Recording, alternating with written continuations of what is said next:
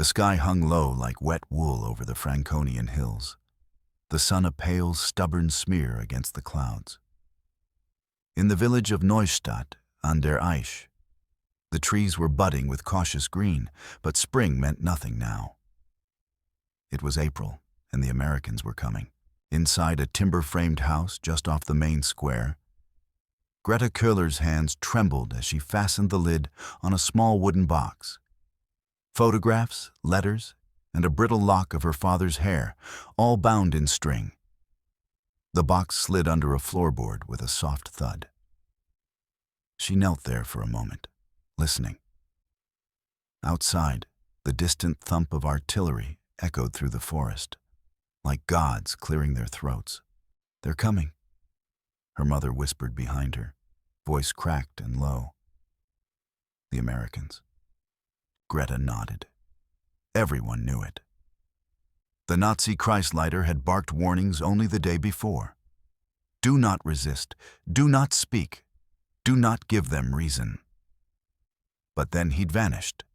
Uniform gone, home abandoned, his own daughter smuggled toward the Alps. Cowards always ran first. All winter, the rumors had grown teeth. In kitchens, in basements, in whispers traded between women hanging linens under gray skies. They'll cut your hair, brand you with fire, tear you open. The party men had called them Untermenschen, beasts, mongrels, soldiers of rape and ruin. And yet now those same men had disappeared, leaving only their poison behind. The sound of boots on wet gravel snapped Greta back to the moment. Her younger sister, Ilse, had returned from the bakery, or what remained of it. She clutched a half loaf of stale rye, eyes wide and red. "Frau Heller says they're just over the hill. Some saw tanks near Emskirchen."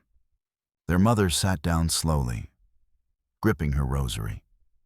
She didn't pray anymore, just held it, as if the cold beads could anchor her to something solid. The house smelled faintly of vinegar and dried potatoes, but beneath it all lingered a sour panic. Ilse moved to the window and pulled the curtains tight. Should we hide the girls?" their mother asked. "Should we say they're sick, that Greta is already married, maybe wear black scarves?" "No," Greta said, her voice quieter than she meant it. "No more lies."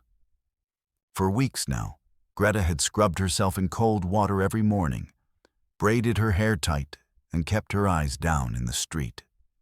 Not because of modesty, but because she didn't want to give them any reason to notice her.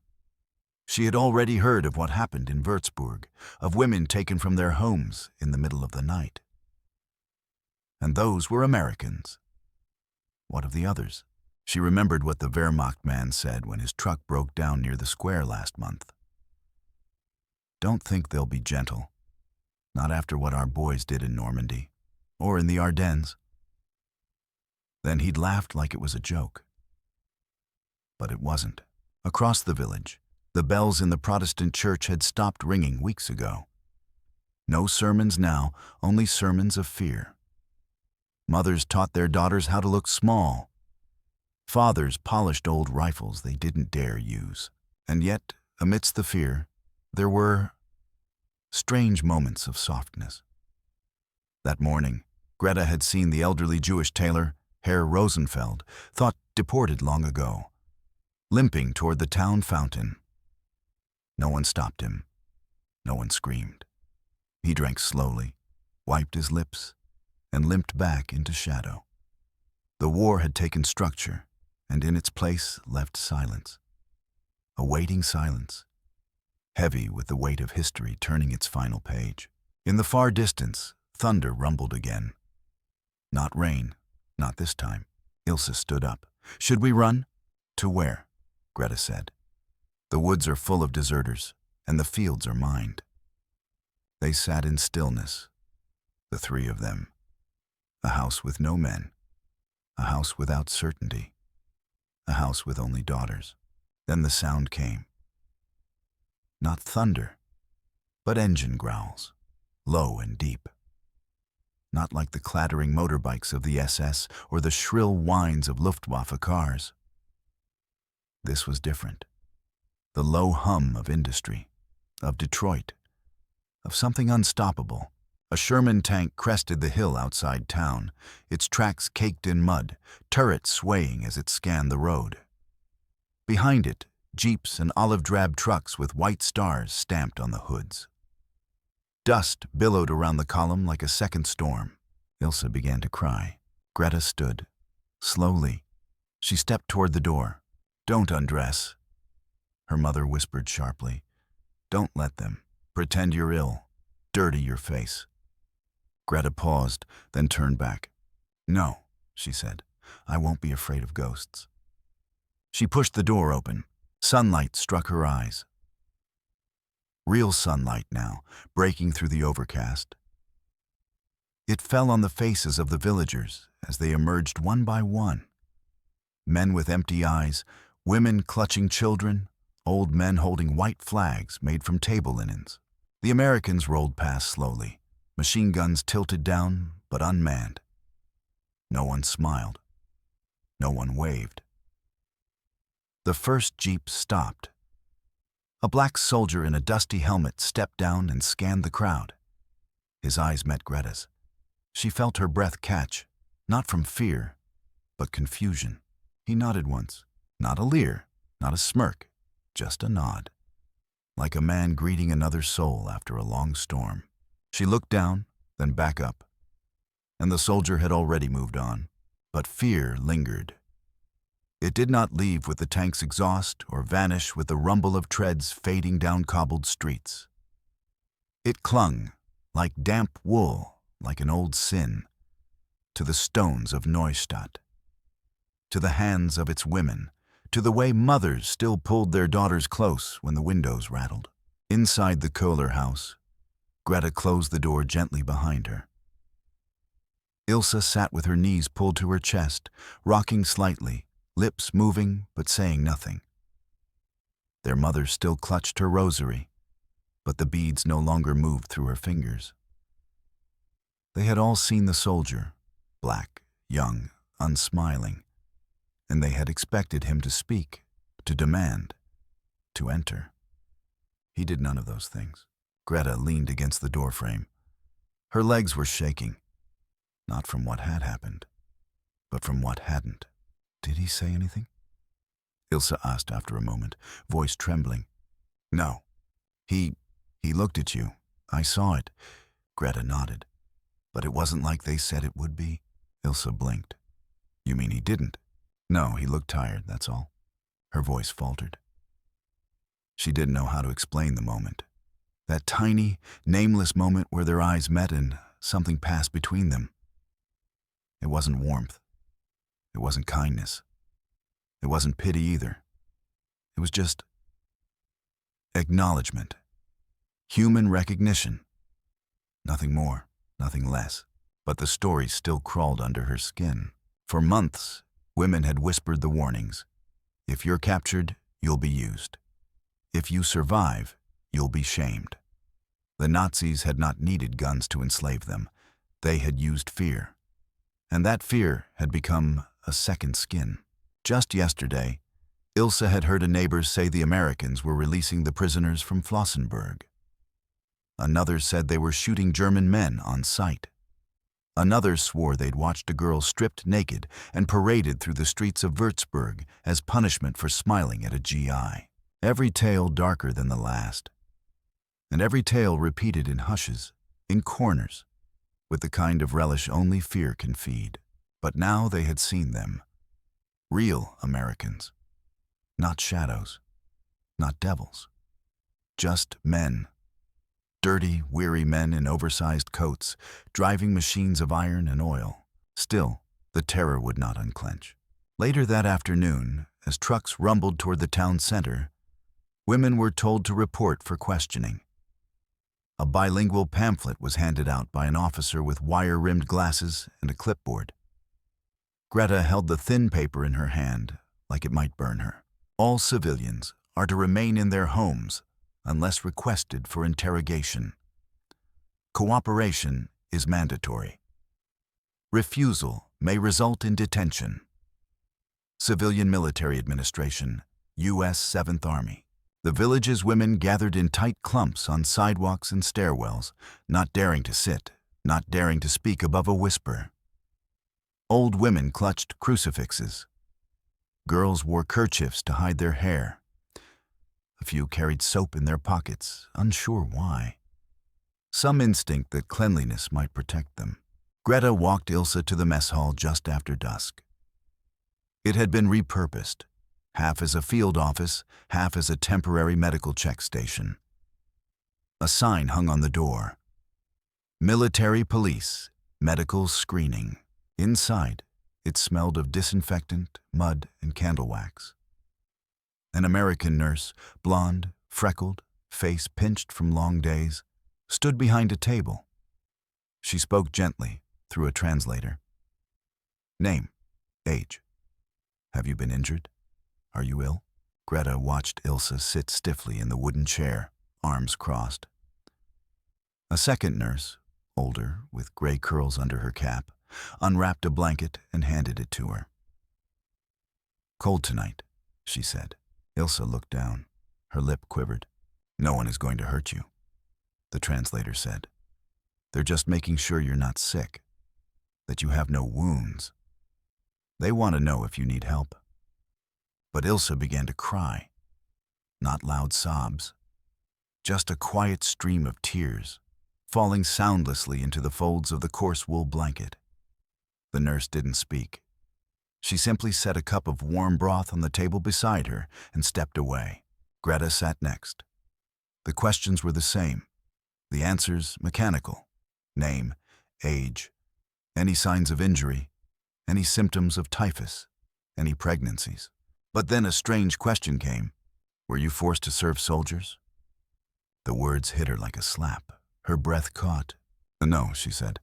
The American nurse looked her in the eye. Not cruelly, not skeptically, just waiting. No, Greta repeated, firmer now. I was not a comfort woman. There it was. The word. Comfort woman. The thing they had all feared being accused of. The shame that had no cure. The nurse nodded and marked a box on the form. Behind her, Ilse was still crying into the blanket, and Greta realized something. In that dim wooden hall filled with strangers and candlelight, they had expected punishment. They had braced for humiliation. But what they received was something else entirely. Something unfamiliar, disarming, even harder to bear. Kindness. It crept in slowly, like warmth into frozen hands. First came the blanket, then the broth, then the absence of shouting, then the gentle nod of a stranger who could have humiliated her, but didn't. That night, back at the house, Ilse curled up on the floor near the hearth, still wrapped in the woolen blanket. Greta sat beside her, watching the fire. She could hear the Americans still out there, moving supplies, barking commands, changing the world. But inside the house, it was silent. Their mother finally spoke. They didn't touch you? No, Greta said. Not even to search you? Greta shook her head. They asked if we were hungry. That was all. Their mother's face cracked just a little. Her lips parted as if to speak. But no words came, because how could there be words? The poison they'd been fed all these years, of monsters in American boots, had no antidote now, only silence and warmth and a terrible, aching confusion. The next morning brought no trumpets, no parades, no sudden peace, only smoke. From the hill behind the old Rathaus, thin gray ribbons coiled into the pale sky, the last breath of the Nazi files. The Americans had found the local party archive and lit it afire before breakfast. Greta watched the smoke rise from her window as the village slowly stirred back to life. It drifted eastward, over the schoolhouse, over the bakery, over the memories. The black eagle flags were gone now, taken down by order or fear. On the church bulletin board, Someone had posted a sheet in English and German. This town is under protection of the United States Army. Looting or violence will not be tolerated. Below that, someone had scribbled in charcoal. And what of the past? No one dared answer. In the square, a group of old men stood huddled near the fountain, muttering about who had disappeared. The party official, the factory foreman, the postmaster, all gone, like ghosts. Their homes were boarded up, their wives missing, their names no longer spoken aloud. But it was the women, especially those labeled Lagermädchen or Betreuungskräfte, who bore the worst. Comfort helpers, they were called. Secretaries, typists, nurses, camp staff, not soldiers, not even civilians anymore, just ash caught between history's gears. Rumors had already begun to swirl. They say the Americans found a list, whispered Frau Benz, a widow who never missed a day watching the road from her stoop. Names, addresses, the girls who volunteered or were taken. Ilse asked, voice small. What will they do to them? Greta didn't answer. No one knew. That afternoon, a blackboard was propped outside the church. Medical registration, female civilians 16 to 40. A time and location. No explanation. Just another order. The line formed quickly. Greta, Ilse, and dozens of other women stood in stiff silence under the leafing lindens beside the parish gate. Some clutched papers, others small bags with soap, cloth, or bread crusts. They all wore the same expression. Not fear now, but something deeper. Humiliation drawn so tight, it became numbness. A Red Cross truck sat parked beside the courtyard. 2 American nurses stood beneath a white awning, checking names and handing out numbered slips. Behind them, a makeshift canvas wall had been erected. A barrier of modesty, perhaps, or secrecy. One by one, the women entered and disappeared behind it. Ilse tugged at Greta's sleeve. Do you think they'll make us? Greta didn't let her finish. No, but... I said no. But in truth, she didn't know. The list, the rumors, the pamphlets. Everything blurred now. Who was guilty? Who was just surviving? Who could say? Their turn came. Inside the canvas enclosure, the light was dim. An American nurse with deep brown eyes motioned for Greta to sit. Her German was halting but careful. You work for Army, Nazi? No. You know, soldier, officer? No. Camp? Prison? Greta's throat tightened. No. She could feel Ilse trembling behind her. The nurse held up her hands gently, palms open, not threatening, not accusing. She gestured to the side room. 1 minute, then finish. It was a small curtained space with a folding cot and a wooden chair. Another woman waited there, not American, German. A doctor from Würzburg, conscripted by the Americans to assist. She did not speak. She simply gestured and examined, quick and professional. There was no shame in her eyes. But Greta still burned with it. When it was over, she dressed quickly. The nurse handed her a square parcel, a bar of soap, clean undergarments, and a small towel. Greta blinked. For me? The nurse smiled faintly. You clean, you go home. Ilse followed moments later, holding her own parcel like a sacred thing. Tears streaked her cheeks. Not from pain, but from the unbearable weight of being treated like a person. After expecting to be treated like filth, they walked home in silence. In the house, their mother waited with a kettle of hot water over the stove.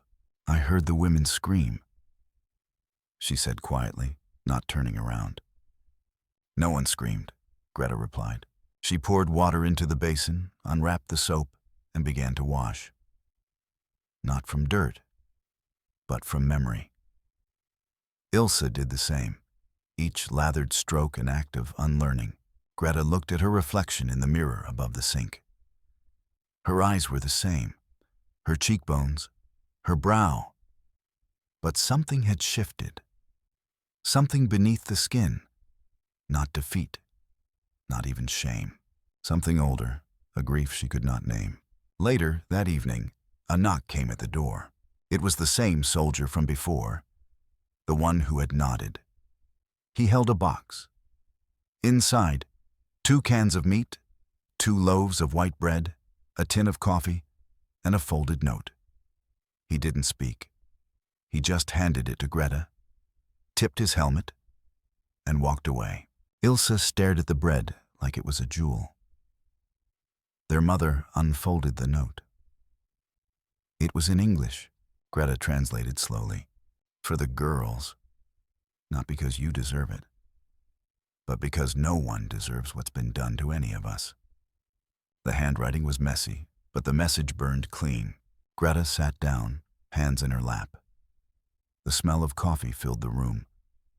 It reminded her of the postcards her uncle used to send from Cincinnati before the war. All long gone now, and yet here it was again. American coffee, in a German kitchen, given by a black man in a foreign uniform who should have hated them, but didn't, not yet. The loaf was still warm when Greta tore it open. A pale column of steam rose into the dim kitchen, carrying a smell so foreign, so achingly simple, that for a moment none of them spoke. Bread, not rye, not coarse soldier's ration, but soft white bread. It looked like something from before the war, from those faraway years when her father still came home at dusk, singing old marching songs under his breath. Her mother reached out, fingers trembling, and broke off a piece. "It smells like milk," she whispered. Ilse just stared at it, afraid to touch. Greta handed her a slice, still hot enough to sting. "Eat," she said softly. "It's not poisoned." They laughed. Small, uncertain laughter that trembled on the edge of tears. For years, they had been told that Americans would destroy everything German, that they would burn the homes, defile the women, mock their hunger. But this bread, this small white miracle, said something different. It spoke no language, waved no flag. It simply filled the air with warmth. They ate in silence. The first bite made Greta's throat ache. It was too soft. It melted before she could swallow. The taste of yeast and salt mixed with something deeper. Guilt. The kind that doesn't fade with prayer. When Ilse reached for a second piece, she froze. Should we save it? Maybe they'll ask for it back. No, their mother said quietly, eyes glistening. You eat what is given to you. Tomorrow will worry for itself. Outside, the wind shifted. The village was beginning to stir again. Somewhere, a piano played, halting, then stronger, as someone tested the keys after years of silence. Children were chasing a dog through the square, their laughter thin but alive. American voices echoed faintly from the checkpoint, mingling with the low toll of cowbells from the hill. It felt like life creeping back, unsure of its welcome. 2 days later, a small truck arrived in Neustadt, carrying Red Cross volunteers. One of them, a dark-haired woman with rimmed glasses, gathered the villagers near the churchyard. Her German was careful but kind. The army will provide food and medicine. You are to bring your wounded and your children, and those without homes. Without homes. That meant widows, orphans, and women from the surrounding towns whose houses had been shelled into dust. Within hours, a column of them began arriving, on foot, by cart, even on bicycles with bent wheels. Many wore no shoes. Some carried infants wrapped in army coats. And among them, scattered and silent, came the others. The women who had worked in the field brothels, the Betreuungsfrauen. The rumor had been true. There were comfort women, but not in the way the Nazis had described. Most were German or Polish conscripts from the East, pressed into service by the Wehrmacht or the SS. They walked with their heads bowed, clutching Red Cross blankets around their shoulders. No one spoke to them. The villagers looked away, as if their shame were contagious. Greta stood by the well and watched. A young one, no older than Ilse, stumbled, and a bundle of bread crusts fell from her arms. Greta moved before thinking, kneeling to help. Their hands brushed. The girl's fingers were cold. Her lips trembled. "They said you wouldn't look at us," she murmured. Greta met her eyes. "They said many things." The girl blinked. "Are you?" "No, I was never taken." "Then you're lucky." "No," Greta said after a long pause. "Just spared." They stood, and the girl nodded faintly before moving on, clutching her meager bundle. Her back was hunched, her hair shorn short. But there was a dignity in the way she walked, fragile, unsteady, but still upright. Greta watched until she vanished behind the barn. Ilse came up beside her. "Who was that?" "Someone they forgot to protect," Greta said. That evening, as dusk bled through the clouds, an American chaplain visited the square. He was tall, middle-aged, with tired eyes and a Bible bound in black leather. Through a translator, he announced a gathering. A moment of peace, he called it, to be held in the churchyard the next morning. "No preaching," he said, "just light." Greta didn't plan to go. None of them did. But when morning came, the bells rang again for the first time in months, and something pulled her feet forward. The courtyard was full. Americans and Germans stood side by side, unsure where to look. The chaplain lit a single candle and set it on the steps. Then another soldier came forward with a lantern. Then a woman with a taper. The air glowed with flickering warmth, small flames trembling in the wind. "The war is not over," the chaplain said through the translator. "But the hatred can end whenever you choose." No one answered. The wind shifted, carrying the smell of bread from the field kitchen nearby. Greta realized she hadn't felt hunger since the night before. Not the kind that gnaws the belly, but the kind that gnaws the heart. Ilse held her hand. "Do you think they'll stay?" she whispered. "For now. Do you think they'll forgive us?" Greta looked at the soldiers, laughing softly, passing cigarettes, their faces tired but human.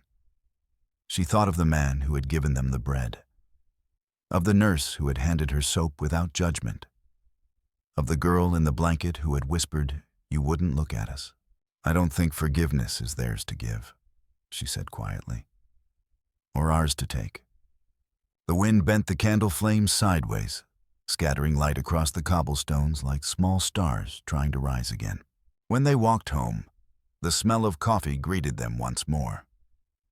Their mother had brewed it carefully, measuring every grain like gold. She poured 3 cups and set them on the table. "For them," she said, pointing toward the window. "For who?" Ilse asked. "For the living." They drank in silence, the bitter warmth spreading slowly through their chests. Outside, the church bells tolled again, not for mourning this time, but for waking. And somewhere beyond the fields, far down the road that led toward Nuremberg, the guns had finally gone quiet. The silence that followed the end of the shelling was heavier than the noise that had preceded it. It wasn't peace, not yet, but it was something new. Something raw. Neustadt didn't celebrate. There were no cheers, no parades. Just the slow, stunned exhale of a village that had held its breath for too long. Greta awoke that morning before the others. The sky was pale, the sun not yet risen above the rooftops. She stepped outside, shawl over her shoulders, and stood in the small courtyard behind the house. Dew clung to the dry earth. The air smelled of ash and damp wood. Beside the tool shed sat an old rusted barrel, used once for burning garbage, then forgotten. Greta lifted the lid and looked down into the cold, blackened coals. Her reflection stared back, faint in the curved metal. She carried a bundle under one arm.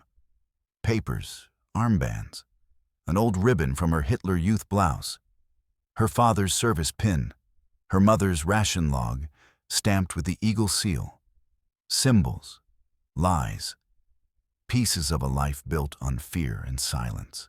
She dropped them one by one into the barrel. And then, after a long pause, she reached into her coat pocket and pulled out her Helferin badge. The silver shield marked with the eagle and swastika, the one she had once worn with trembling pride. She held it for a moment. This had once meant something.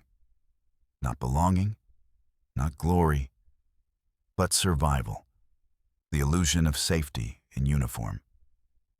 The illusion that obedience would be enough. She dropped it into the barrel. A match struck. Flames flared with a soft whoosh. The papers curled inward, blackening into lace. The pin cracked in the heat. The badge twisted, then glowed a dull red, metal warping like a scream made silent. Greta stood over the barrel with her hands wrapped tight around her own arms. The heat rose into her face.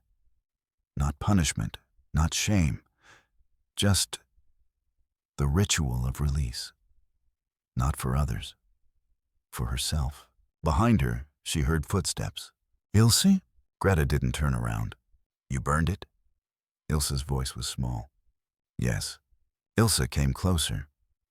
She held something in her own hands, a small blue scarf, the kind worn by League girls. Should I? Greta nodded.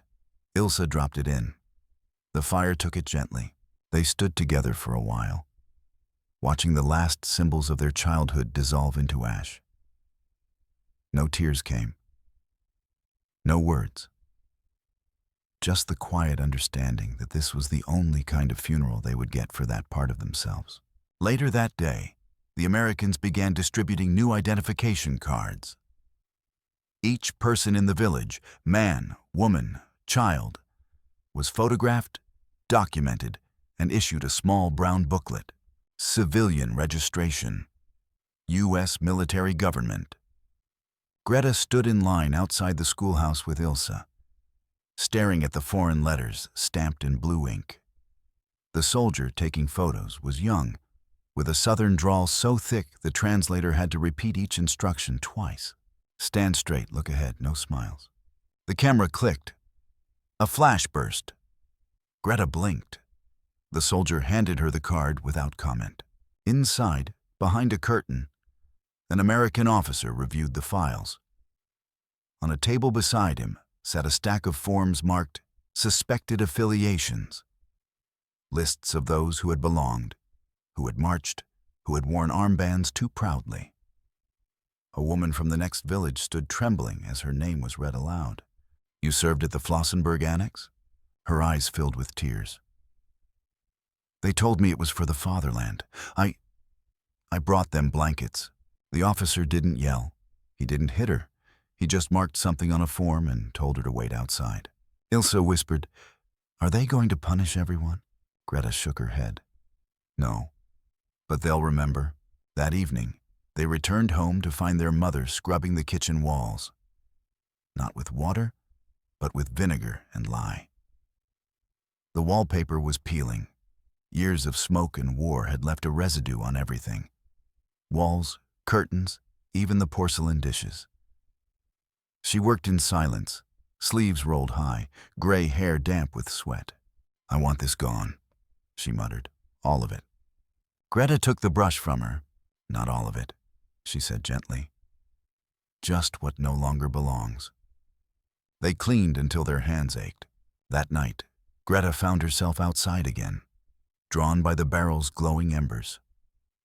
The fire had gone out, but faint threads of smoke still curled into the wind. She sat on the back step and looked up at the stars. They were the same stars that had hung over her childhood, the same ones her father had pointed to before the war, the same ones that had watched him leave and never return. She wondered where he was buried. If he was buried. She wondered what he would have said if he had lived to see this. American soldiers walking calmly through their town, offering milk to children. Black men, whom the Reich had called savages, offering blankets to frightened girls. Women accused of nothing, being treated with care. She didn't know what part of it he would have believed. She didn't know what part she believed. Inside, Ilse was sleeping. Their mother sat near the fire with a cup of broth, eyes unfocused, murmuring prayers she hadn't said in years. Greta stayed outside until the last thread of smoke from the barrel faded into the dark. She pressed her hands into the earth beside her, feeling its damp chill. The war had taught them to fear so much. The sound of boots, the opening of doors, the silence after a knock. But this moment, this silence, felt different. It wasn't the silence of fear. It was the silence of something broken beginning to settle. She closed her eyes, and for the first time in years, she allowed herself to imagine something that hadn't yet been taken from her. A future. The next morning brought rain, not the hard, angry kind that came with artillery and smoke, but a soft drizzle that turned the dust of Neustadt's roads into slick ribbons of gray. It clung to the windows and gutters, made boots squeak, and soaked the flag still hanging limply from iron hooks. Greta stood at the window and watched it fall. She could hear the rustle of Ilse folding blankets behind her, the soft clink of their mother stirring the stove. For a moment, she let herself feel it, not dread, not even hope, but the stillness that comes after a storm, when everything feels suspended between what was and what might be. Then came the knock, a gentle rap at the door. Not fists, not shouted commands, just 3 quiet taps. Greta opened it. A young American soldier stood there, his helmet tucked under one arm, his uniform still damp with rain. He offered a slight, polite nod and held out a parcel, tied with twine, wrapped in plain brown paper. On top was a note, in careful German, delivered to all homes, censorship office clearance, released correspondence. Greta took it. He said nothing more and turned away, his boots vanishing into the soft mist. Inside, she laid the parcel on the table. Her mother stared at it as though it might be a bomb. "What is it?" Ilse asked. Greta untied the twine with deliberate care. Inside were letters, dozens of them. Some yellowed, some never opened. Some opened and refolded so many times their creases had gone soft. Most were addressed to names she knew. Old neighbors, classmates, her father. "They're giving them back," Greta said quietly. "All the letters the regime censored." Her mother picked one up. Her hands shook. "It's from your father," she whispered. She opened it. The paper was thin, ink faded but legible. His handwriting, the same loops and sharp hooks Greta remembered from childhood, filled the page. He wrote from Russia. The date was January 1943. "We are cold, but we are proud. They tell us we will reach the Volga by spring." Her mother stopped. Her eyes closed. "The Volga?" she repeated, almost in disbelief. They told us he made it."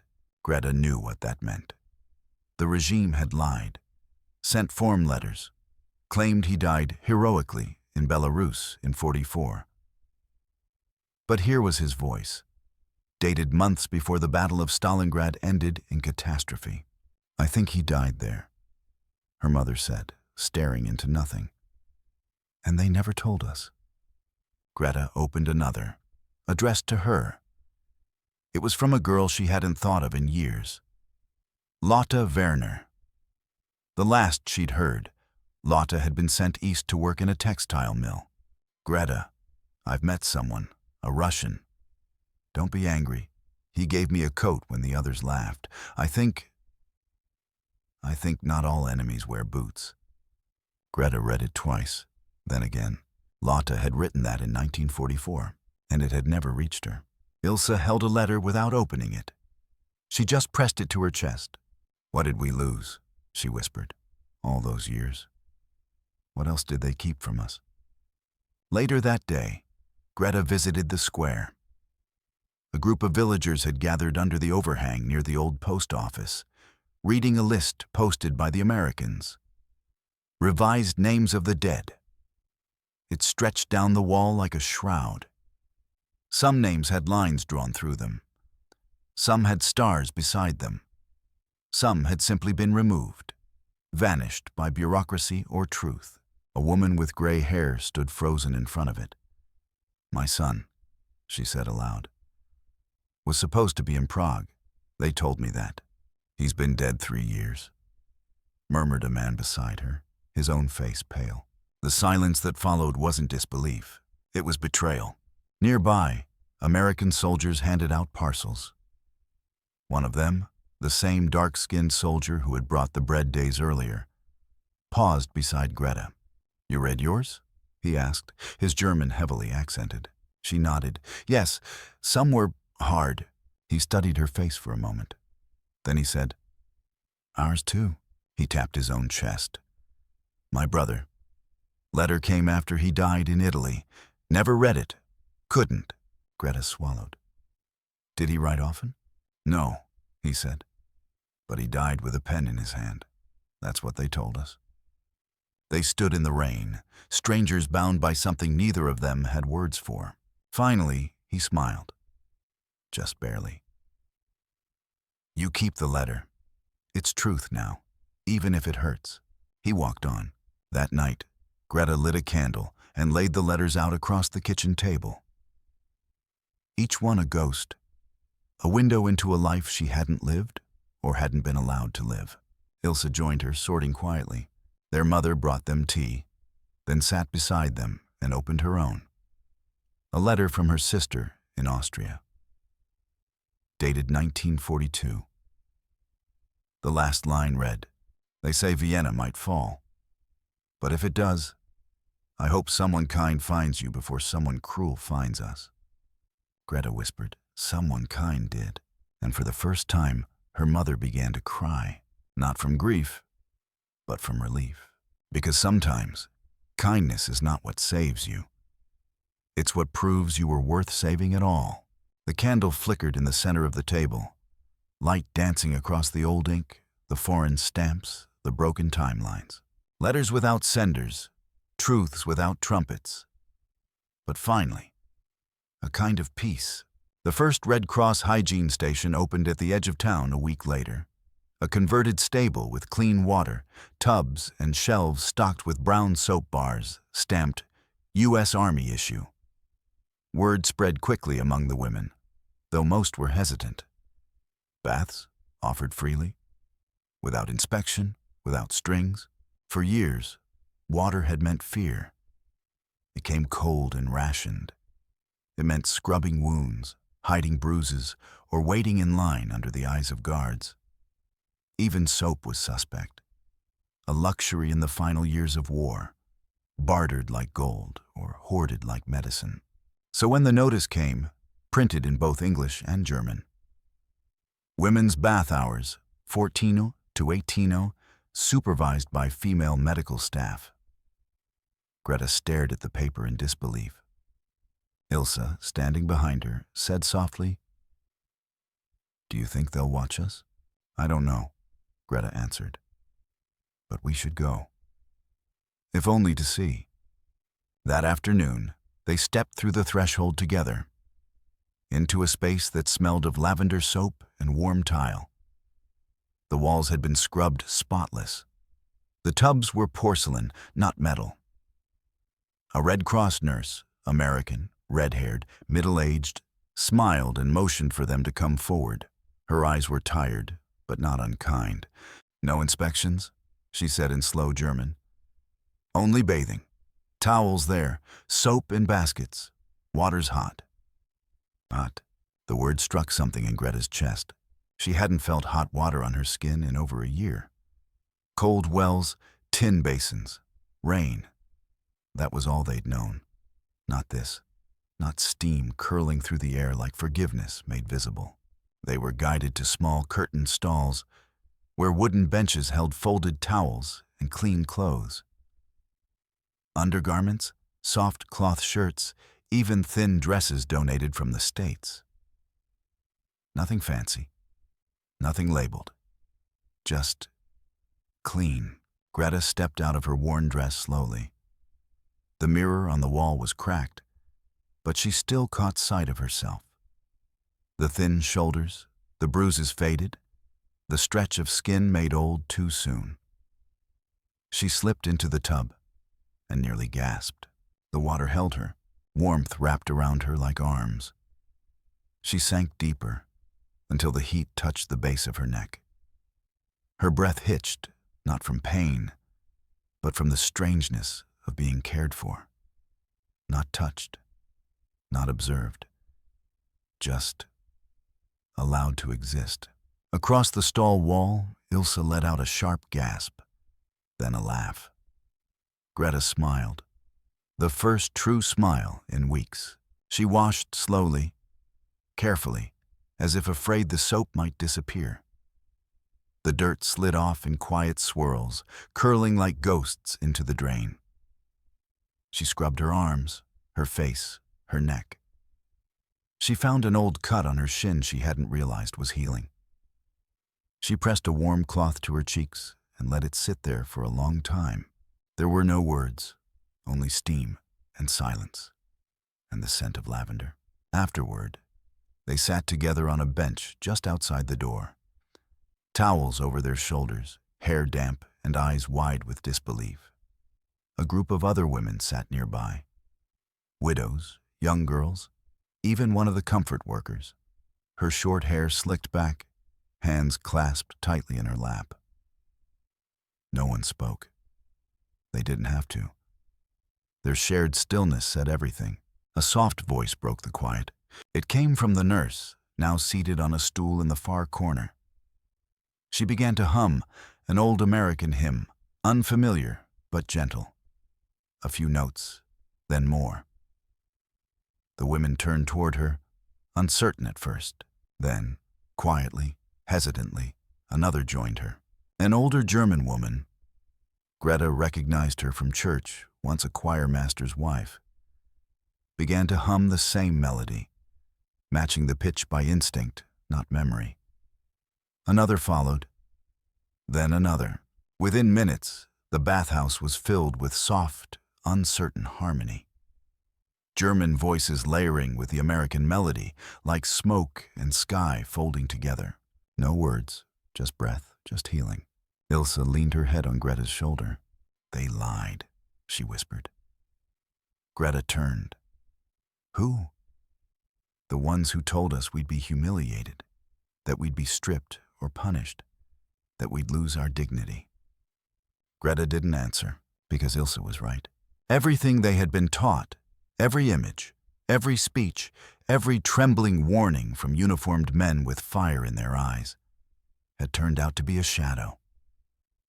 And what replaced it was this: soap, warmth, a hymn shared by strangers who didn't even know each other's pain. That night, Greta wrote for the first time in months. Not a letter, not a diary, just a scrap of brown paper folded in her apron pocket. She wrote only a single sentence: "There is a war that ends when the guns stop, and another that ends when the kindness begins." She folded it and tucked it under her pillow. In the kitchen, her mother was peeling potatoes. Ilse sat on the floor, mending a seam. Outside, the rain had stopped. The village was still broken. Roads torn, men missing, the past heavy on every wall. But something was different now. The American patrols no longer walked with hands on rifles. Children played in the alleys again. A schoolroom had been reopened, and a medic was teaching the village boys how to wash wounds with clean gauze instead of old rags. And on every doorstep, the soap remained. Brown, unscented, humble, a symbol of something greater, a promise that dirt could be washed away, even if memory could not. The first shared meal between Germans and Americans took place under a patched army canvas stretched between two stone buildings in the center of Neustadt. It wasn't planned as a feast, no speeches, no ceremony. It began simply. A table set by the Red Cross with enough benches for a dozen. Then a second. Then a third, and slowly it grew. At midday, the scent of fried onions, warm milk, and cornbread wafted through the square. The GIs brought crates of canned beans, powdered eggs, even a few tins of sliced peaches. The villagers brought what they had, half a wheel of cheese, 2 bottles of wine found buried in a cellar, baskets of bruised apples, and day-old bread made soft again with steam. Greta arrived with Ilse just as the first bowls were being served. They hesitated at the edge, unsure if they were truly welcome. The flag above the canopy, the white star on blue, still pulled something tense in her gut. But the sight beneath it was unexpected. An elderly German man, once a party member, though no one spoke of it, sat across from a young black American soldier, both of them chewing silently, their eyes never quite meeting. 2 village girls handed out tin cups of milk. A Red Cross nurse placed spoons beside the bowls with deliberate care, as if every gesture carried meaning. One of the officers waved them forward. "Platz frei," he said in clumsy German. "Come, sit." Ilse looked to Greta. Greta nodded. They took their seats. A tin bowl was placed before her. Warm beans with bits of pork, soft bread beside it, and, at the bottom, a folded napkin. Greta blinked. A napkin. Clean, pressed, with a small red cross stitched into the corner. She picked it up like it was something sacred. Ilse sat beside her, cheeks flushed. Across from them sat a young man with dust on his sleeves and a grin too big for his face. "First warm meal in days?" he asked in English. Greta paused, then nodded. "Yes, me too," he laughed. They ate, slowly, carefully, savoring each bite. The food was good, not rich, not abundant, but honest. And the act of eating it together, former enemies at a shared table, made it taste like something more. Like possibility. Halfway through the meal, a group of children gathered near the flagpole. One of the American medics, lanky and sunburned, pulled out a harmonica and began to play. The tune was rough, but familiar. Greta recognized it from before the war, a song once played at harvest festivals and wedding feasts, before radios had become instruments of propaganda. Ilse began to hum along, and then, without warning, someone near the back began to clap. Soft at first, then louder. Laughter followed, and then singing, uncertain, overlapping, but real. German and English layered into something awkward and beautiful. Greta looked around the table. The black soldier who had once brought them bread now poured milk into a young boy's cup. The village baker, Frau Langen, who had cursed the Allies for months, handed a piece of her hoarded chocolate to a Red Cross volunteer. And beside the flagpole, a man in an American uniform gently placed his jacket over the shoulders of an old German woman as the breeze picked up. It was surreal, and it was real, because no one was performing. No one was being told to smile. No orders, no photos, just people, wounded, cautious, hungry, sharing a meal that crossed no borders. For Greta, the strangeness of it all made her chest ache. How could they sit here, with the same hands that had brought fire and thunder just weeks ago? How could they laugh with men who had walked into their homes carrying rifles? How could they accept kindness from uniforms once feared like ghosts in the night? She thought of her father, marching east with dreams stitched to his sleeve. She thought of the letters that had never come, the ration lines, the false promises, the shame. And yet, here she was, chewing warm beans beside the people she was taught to hate. Her spoon paused midair. Then Ilse touched her arm. "Look," she whispered. At the edge of the square, a woman stood watching. Silent, alone, her hair sheared close to the scalp, her dress too thin for the wind. One of the former Betreuungsfrauen, a comfort woman, forgotten by most, avoided by all. She didn't step forward. She didn't ask for food. She simply watched, her hunger hidden behind lowered eyes. Greta stood. She took her bowl, still half full, and walked slowly across the square. No one stopped her. No one asked. She approached the woman, held the bowl out with both hands. The woman looked up, startled. Greta said only 2 words. "For you." The woman stared, then reached out, not for the food, but for Greta's hand. She held it gently, like someone who hadn't been touched without expectation in years. "I don't deserve," she began. Greta shook her head. "No one does.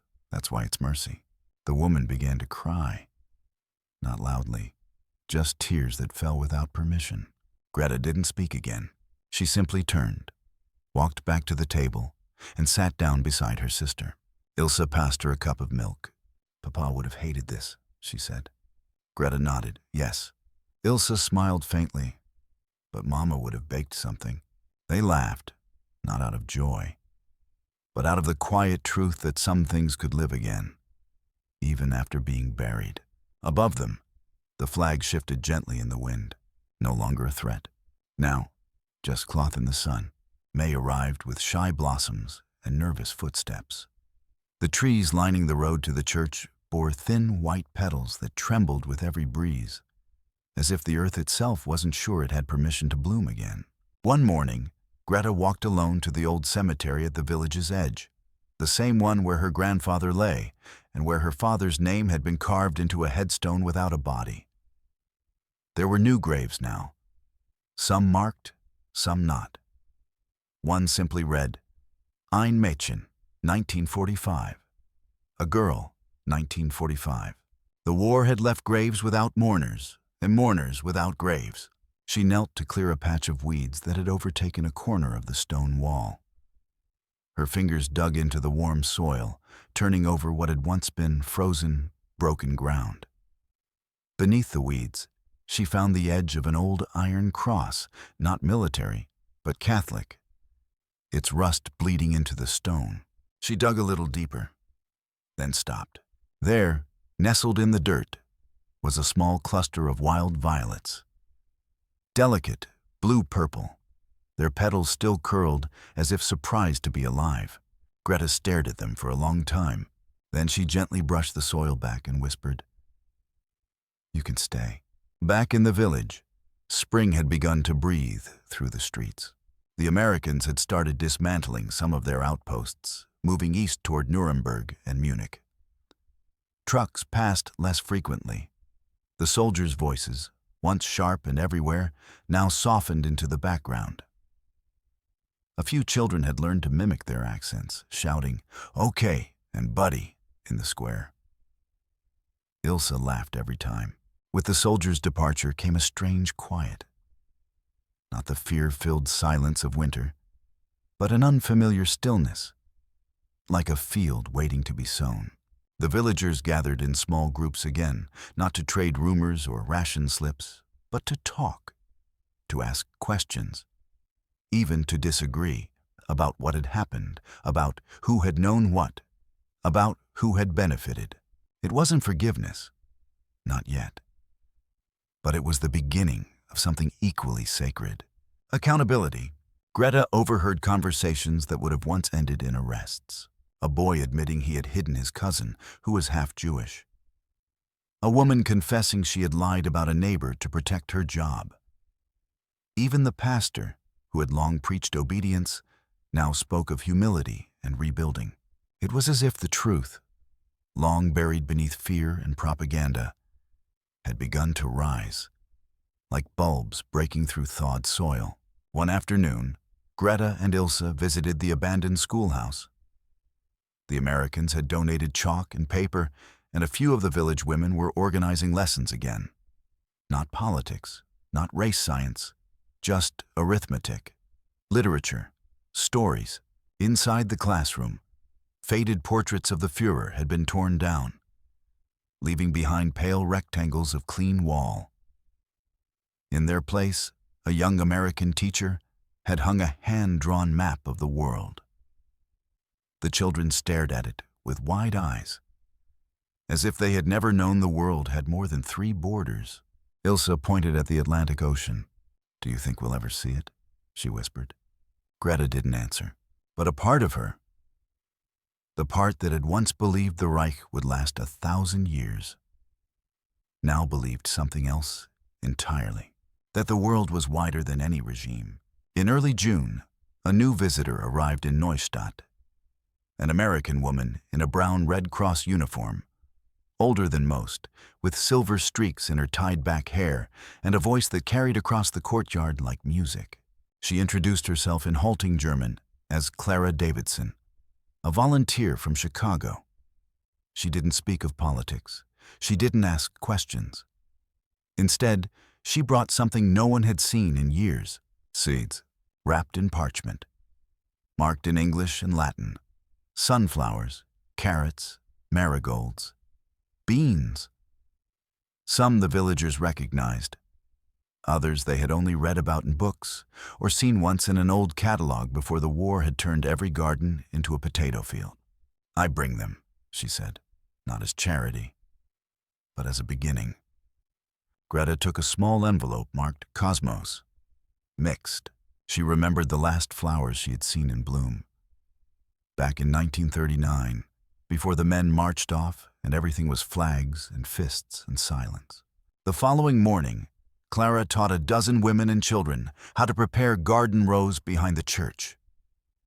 They dug with old Wehrmacht shovels, watered with broken enamel pitchers, laughed when the chickens stole the seeds. There was no banner, no anthem, only dirt and sun and laughter, and that was enough. At home, Greta pressed a cosmos seed between her thumb and forefinger. It was so small, so fragile, but inside it lived a blueprint for something radiant. If the earth allowed it, if the sun returned, if no boots came marching over it again. She knelt behind the shed and made a hole in the soil with the edge of her spoon. She placed the seed inside, then covered it with her bare hand. Ilse came out quietly behind her. "Another grave?" she asked softly. Greta shook her head. "No, a promise." Ilse knelt beside her, said nothing more. Together, they planted 3 more. That night, Greta dreamed of her father for the first time in years. Not in uniform, not dying in a snowbank, but barefoot standing in a garden, holding out a cup of warm water. She woke with tears on her cheeks, not from sorrow, from the ache of longing, for life, for peace, for a world that bloomed. The village awoke to quiet on the morning of May 8th. No trucks, no marching, no sermons, just birdsong and the gentle clatter of a milk cart in the lane. It felt like any other morning, until the church bell rang, once, then again, then 9 more times, 10 bells in total. Slow, measured, as if counting something that could not be named. Greta stood in the doorway, a mug of warm coffee in her hands, and listened. Ilse joined her, towel wrapped over damp hair. The sun filtered through the cherry trees, casting dancing shadows across the steps. From the neighbor's window, the soft crackle of a radio whispered to life. An American voice spoke in German. "Heute ist der Krieg in Europa offiziell beendet." Today, the war in Europe is officially over. Not a cheer, not an anthem, just that sentence. Calm, deliberate, final. The words hung in the air like smoke. Greta sat down on the stoop. She didn't cry. She didn't speak. She only sipped her coffee and stared at the old sycamore in the courtyard, its leaves slowly unfolding into summer. The war was over, but nothing felt over. That afternoon, the entire village gathered in the square. Not because anyone ordered it, not because there was a celebration, but because no one knew where else to go. The Americans stood at ease, their weapons slung low. A few smiled. Most didn't. Their eyes were weary, not with fear now, but with distance, as if they were already thinking of the train stations, the boats, the farms and streets they longed to return to. A chaplain stood beside the old fountain and offered a few words. Nothing scripted, nothing glorious. We are not here to erase. We are here to endure, to begin again. Then he stepped aside and said no more. The villagers remained, unmoving, the children quiet. The air held its breath. And then, from the far end of the square, a voice began to sing, soft, old, trembling. It was Frau Albrecht, the pastor's widow. Her white hair pinned back, her voice thin but steady. She sang a German hymn, Verleih uns Frieden gnädiglich. Grant us peace, Lord, mercifully. It wasn't forbidden. It wasn't celebratory. It wasn't national. It was simply human. Others joined, tentatively, then louder.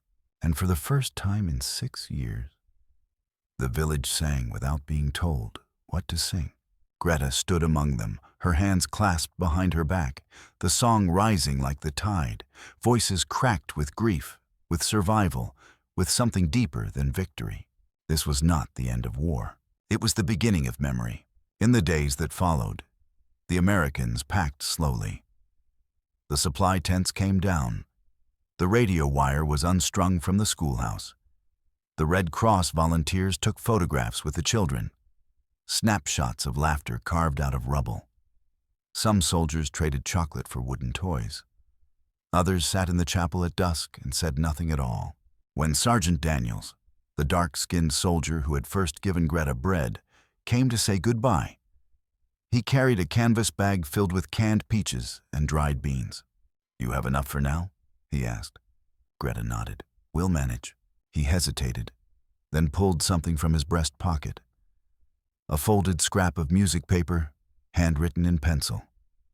It was a hymn, the same one Frau Albrecht had sung. "My mother used to sing this," he said.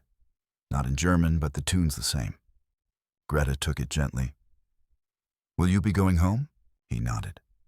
"Eventually. To Chicago?" "Close, Indiana." They stood in silence. No declarations, no promises. Just the weight of shared understanding between two people who never should have met, but did. He extended his hand. Greta shook it, not like a soldier, like a neighbor.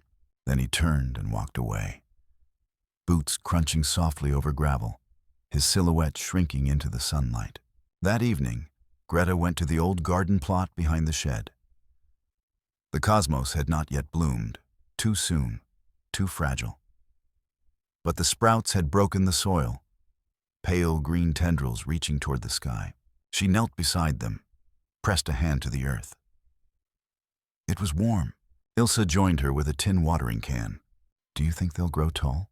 she asked. Greta smiled faintly, yes. "Even after everything?" "Especially after everything." They watered in silence. The air smelled of bread and damp leaves. In the distance, a piano played. Hesitating, then sure. Someone practicing a hymn. The same one. Their mother called them in for supper. Inside, the table was set simply. Potatoes, cabbage, a slice of sausage saved from rations. In the center, a single daisy in a glass bottle. Greta's mother had placed it there without comment. As they ate, Ilse looked toward the window. "There will be more war," she said softly. Greta nodded. "But not today." And that was enough. Tonight, there would be no shouting, no fear, only quiet, only the memory of fire slowly cooling into ash, and the fragile bloom of mercy, like wildflowers on old graves.